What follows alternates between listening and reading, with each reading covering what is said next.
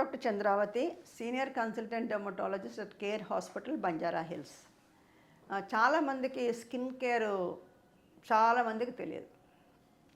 Skin కేర్కి బేసిక్గా అంటే చిన్నప్పటి నుంచే మొదలుపెట్టాలి. అదేదో 40 ఏళ్ళు 50 ఏళ్ళు వచ్చిన తర్వాత స్కిన్ కేర్ మొదలు పెట్టకూడదు. 20 ఏళ్ళు ఎప్పటి నుంచే, ఇంకా చిన్నప్పటి నుంచే కూడా స్కిన్ కేర్ మొదలు పెట్టాలి. ఫస్ట్ అండ్ ఫార్మోస్ట్ మీది ఏ స్కిన్ టైప్ అని తెలుసుకుని అప్పుడు మీరు స్కిన్ కేర్ మొదలుపెట్టాలి.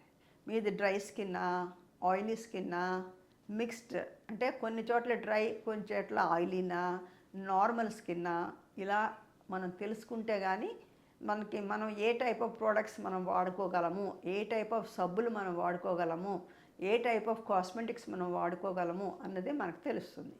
సో మీకు ఎలా తెలుస్తుంది అది డ్రై స్కిన్నా, నార్మల్ స్కిన్నా, ఆయిలీ స్కిన్నా అని ఎలా తెలుస్తుంది? డ్రై స్కిన్ వాళ్ళకి పొద్దునుంచి సాయంకాలం వరకు పనిచేసిన వాళ్ళకి ఏం జుడ్డు రాదు ఒకటి. రెండవది డ్రై స్కిన్ వాళ్ళకి తెల్లగా కొంచెం స్కిన్ను అక్కడో రంగు ఇక్కడో రంగు తెల్లగా కనిపిస్తూ ఉంటుంది. వాళ్ళది అది డ్రై స్కిన్ అనమాట.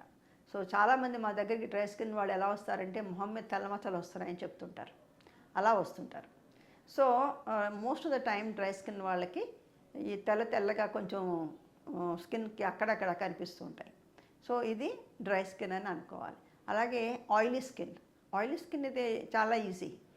వాళ్ళకి పొద్దున్న మామూలుగా తయారై వెళ్తారు, మధ్యాహ్నానికల్లా మొహం అంతా జిడ్డు కారిపోయి నల్లగా తయారైపోయి కర్చీఫ్ పెట్టో లేకపోతే ఏదైనా పేపర్ పెట్టి ఇలా అంటే దానికి అంటుకుపోతూ ఉంటుంది అనమాట.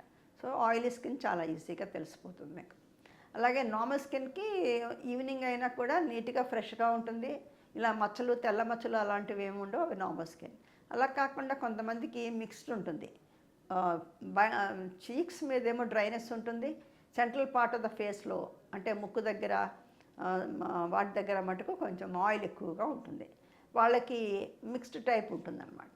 సో ఇవన్నీ ఇలా తెలుసుకున్న తర్వాత సో ఏం ప్రోడక్ట్స్, ఏం సబ్బులు వాడుకోవాలి, ఏం కాస్మెటిక్స్ వాడుకోవాలి, అది ఇంపార్టెంట్. సపోజ్ డ్రై స్కిన్ తీసుకుందాం. డ్రై స్కిన్ వాళ్ళది ఆల్రెడీ డ్రైగా ఉంటుంది కదా, వాళ్ళకి మామూలు టైప్ సబ్బులు పడవు. ఎక్కువగా లిక్విడ్ సోప్స్, ఎక్కువ ఫ్యాట్ లెవెల్ ఎక్కువ ఉండాలి. మోర్ దెన్ 78% ఫ్యాట్ లెవెల్ ఉన్న లిక్విడ్ సోప్స్ వాడుకోవటం మంచి పద్ధతి. అంటే నురగరా అని సబ్బులు కానీ, నురగరా అని లిక్విడ్ సోప్స్ కానీ మీరు వాడుకుంటే బెస్ట్. దాని మూలంగా ఏంటంటే మీ స్కిన్లో ఆల్రెడీ ఆయిల్ తక్కువ ఉంది, ఇంకా ఆయిల్ తీసేయకూడదు, అంచేత నురగరా అని సబ్బులు పనికొస్తాయి అన్నమాట. అలాగే స్నానం అయిపోయిన వెంటనే, మొహం కడుక్కున్న వెంటనే తడి ఇంకా ఆరకుండానే, మొహం మీద ఉన్న తడి ఇంకా ఆరకుండానే వెంటనే మాయిశ్చరైజర్ రాసుకోవాలి.